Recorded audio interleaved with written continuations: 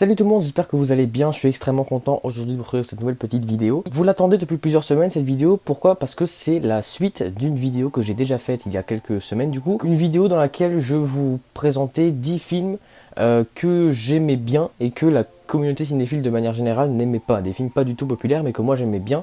Et du coup aujourd'hui on va faire exactement l'inverse, à savoir des films que la communauté aime mais que moi, je n'aime pas. Je vais essayer d'être le plus constructif possible et s'il vous plaît, essayez de garder votre calme dans les commentaires et de ne pas m'insulter.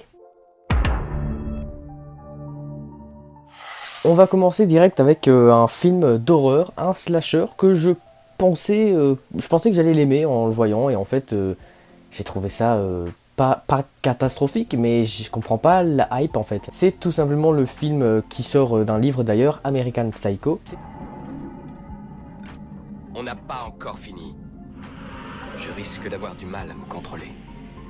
Si vous restez, un grand malheur pourrait arriver. C'est terriblement chiant. Je suis désolé, ça manque cruellement d'action. Je pense que la seule scène d'action qui m'est marquée, c'est à la fin.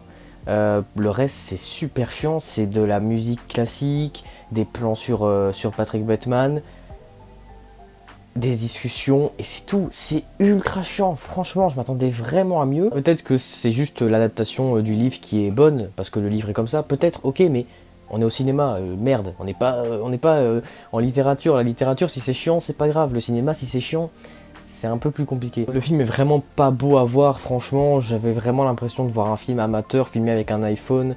La lumière c'est super mal géré. Franchement, c'est mal fait. Pour moi, ce film est mal fait. C'est pas un bon film. Enfin, c'est pas une catastrophe, ça se regarde encore, mais je comprends vraiment pas l'intérêt que les gens portent sur ce film. Je sais pas si ce que je viens de dire était français, mais voilà, je pense que vous m'avez compris. On continue dans un tout autre style avec un film blockbuster, finalement, un film Marvel, qui est la suite d'un autre film Marvel que lui, j'aime beaucoup. Sauf que le deuxième film ça va pas du tout et pourtant les gens l'aiment beaucoup aussi, moins que le premier mais ils l'aiment quand même et je comprends pas pourquoi. C'est Deadpool 2. C'est fini pour toi, blaireau. Là, c'est le dialoguiste qui s'est pas foulé. Autant le premier j'avais trouvé ça cool, ça brise le quatrième mur, c'est très limite. C'est un humour mais noir à 200%, c'est drôle, c'est des scènes d'action de ouf et tout. Autant le 2, c'est de la merde. Deadpool 2, c'est Deadpool, mais en version Disney.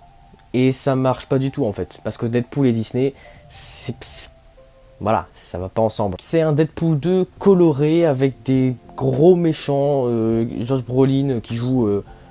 qui joue Josh Brolin en fait. Autant le premier assumait son délire et c'était un délire qui lui était propre. Ça parlait de Deadpool, ça parlait de tout ça, c'était très sexuel aussi, etc. Mais c'était Deadpool, c'était le film, c'était bien comme ça. Et le 2 se Disneyise un peu, il y a moins de scènes, il y a moins de blagues de cul, je pense. Je me souviens plus, mais je pense. C'est beaucoup plus tout public, c'est beaucoup plus familial, ça l'est pas encore exactement. Mais voilà, j'ai trouvé vraiment ça, j'ai trouvé que c'était un Deadpool version Disney et ça marche pas du tout. En plus, les acteurs catastrophiques, je me souviens même plus du nom de l'acteur qui joue Russell, je pense qu'il s'appelle comme ça. C'est une catastrophe, ce mec ne sait pas jouer dans aucun film dans lequel je l'ai vu. Josh Brolin, comme d'hab, il fait du Josh Brolin quoi, voilà. On poursuit avec un troisième film et là par contre je pense que je vais vraiment me faire déglinguer parce que c'est un film qui est extrêmement populaire, qui est considéré comme limite un des meilleurs films de l'histoire du cinéma. Et je l'ai regardé et je me suis fait chier, mais un truc de ouf, un film de Stanley Kubrick. Je parle de Full Metal Jacket.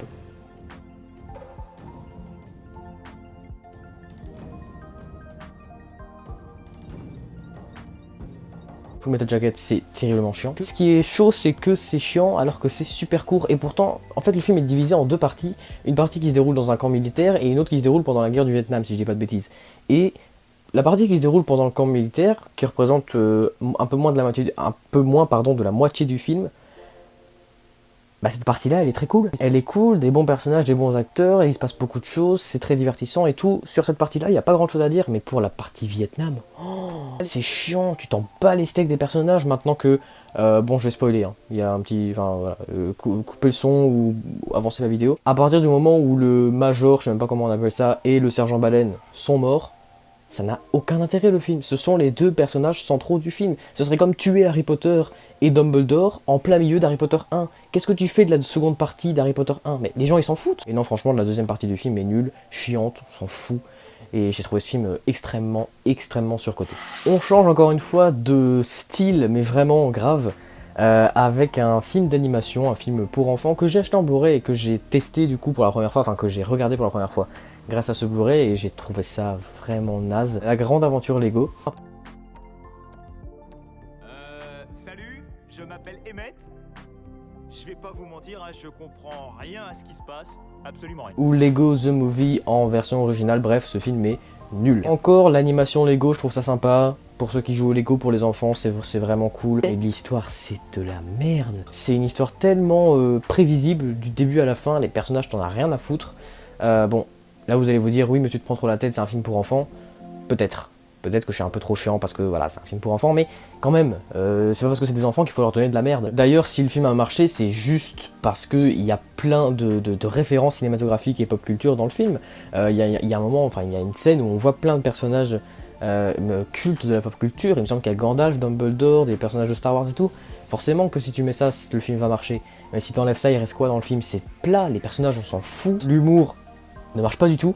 Mais vraiment pas, c'est catastrophique. Donc voilà, pour moi, un film très clairement surcoté à 2000%. J'ai même pas vu le 2 et j'ai même pas envie de le voir. Pour le film suivant, là c'est un film qui a été un véritable phénomène sur internet il y a plus ou moins un an. Le film est surcoté à 2000%.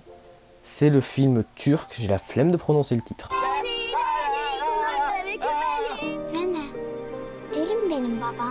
O ne biçim laf kız? Ama öbür babalar hiç benzemiyor.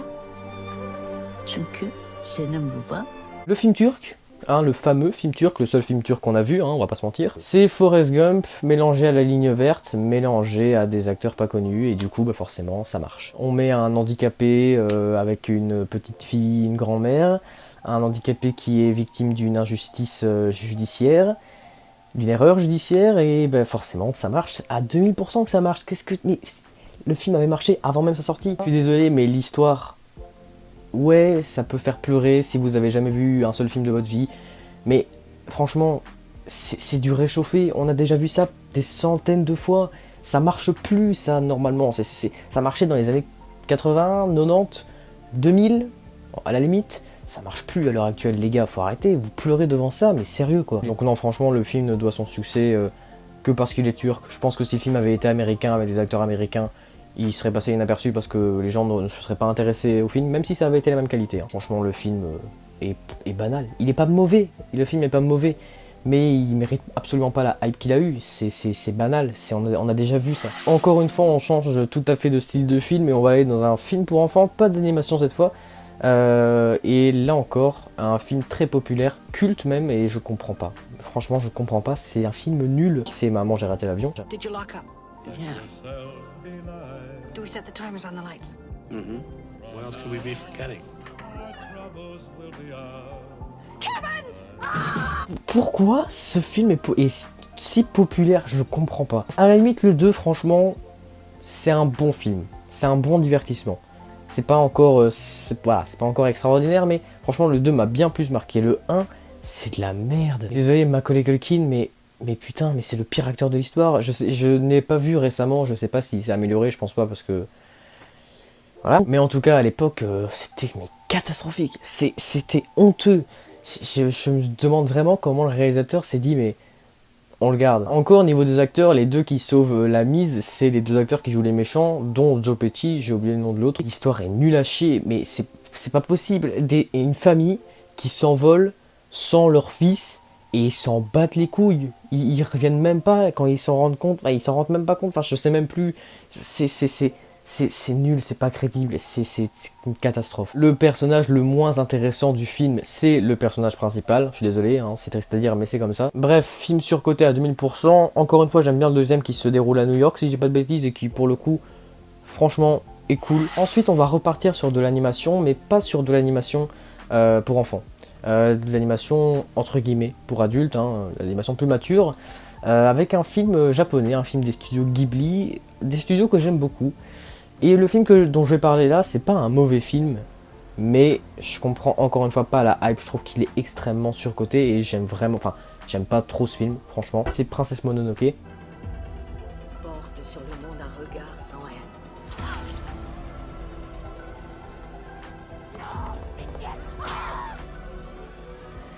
J'ai vu le film 2 fois et ça m'a jamais marqué. C'est du Ghibli en fait, on connaît, je veux dire, c'est pas étonnant. C'est une histoire poétique, des belles musiques, personnages attachants, encore que non, pas vraiment.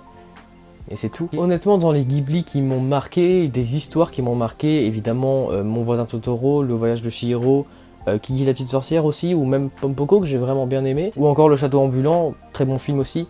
Mais Princesse Mononoke, franchement, je vois pas ce que ce film a de si bon en fait. C'est Miyazaki qui a réalisé le film, c'est du Miyazaki tout craché, c'est du Ghibli tout craché. Il n'y a rien d'extraordinaire. C'est pas si beau que ça, visuellement. L'histoire, je me rappelle plus vraiment de quoi ça parle. Il me semble que ça part dans tous les sens avec, si je dis pas de bêtises, des animaux qui se transforment en maladies ou en démons, je sais plus trop quoi. Enfin bref, ça fait longtemps que j'ai vu le film. On va maintenant parler d'un film de Martin Scorsese que j'aime beaucoup. J'ai fait une vidéo sur Martin Scorsese, donc une filmographie de réalisateur. C'est le film Raging Bull.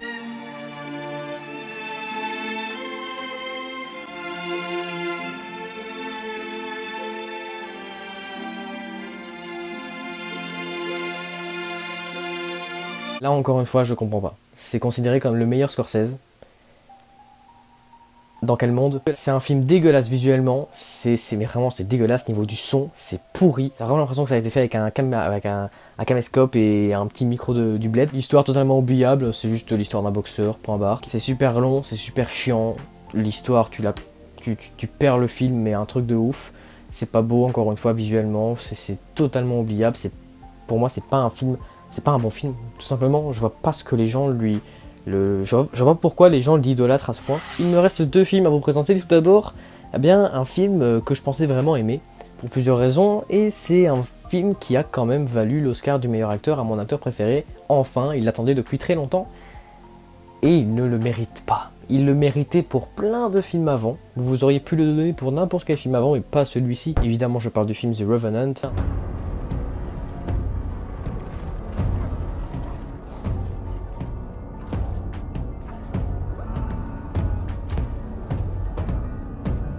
C'est donc DiCaprio qui a gagné l'Oscar du meilleur acteur pour The Revenant, c'est incompréhensible. Je suis désolé, tout ce qu'il fait pendant le film, c'est faire... Il n'y a aucune performance, il n'y a aucun vrai jeu en fait, ça vaut pas du tout une statuette. Ce qui lui aurait vraiment valu une statuette de manière légitime, c'était en 2014 pour le Loup de Wall Street, ou je sais pas s'il était nommé pour Shutter Island, peut-être, mais en tout cas, voilà, il méritait plusieurs Oscars avant dans sa carrière, mais franchement, celui-ci, c'est juste non. Le film en lui-même est bien fait. Techniquement, c'est Alejandro González Iñárritu qui a réalisé le film, c'est le réalisateur de Birdman, donc c'est vraiment un très bon réalisateur. Un réalisateur habitué des plans séquences. Birdman c'est un plan séquence tout le film, un faux évidemment, parce qu'un vrai plan séquence tout le film ça n'existe pas, mais voilà, c'est un habitué des plans séquences, il y en a quelques-uns dans ce film qui sont pas mal. L'histoire est chiante à mourir, c'est super long, en plus il me semble que le film est pas si long que ça, mais j'ai fini le film, mais j'ai vraiment peiné à le finir. Je comprends pas. Et enfin, on va terminer avec un film que vous connaissez sûrement, que vous connaissez à coup sûr, et que vous avez sûrement vu. J'en ai déjà parlé plusieurs fois sur la chaîne, j'ai toujours dit que j'aimais pas ce film, et vous ne m'avez jamais compris. Vous m'avez toujours dit dans les commentaires, oui mais il faut que tu lui donnes une deuxième chance, nanana. J'ai laissé à ce film 167 chances, j'ai compté. Je ne l'ai jamais aimé. Non franchement, je l'ai regardé je crois 3 fois, et j'ai détesté 3 fois. Donc je pense que je vais plus le regarder. C'est tout simplement le spin-off de Star Wars, Rogue One. Il semblerait qu'il joue un rôle capital dans la mise en œuvre d'une arme surpuissante. Si c'est mon père qui l'a conçu, il faut qu'on le retrouve. Que vous appréciez.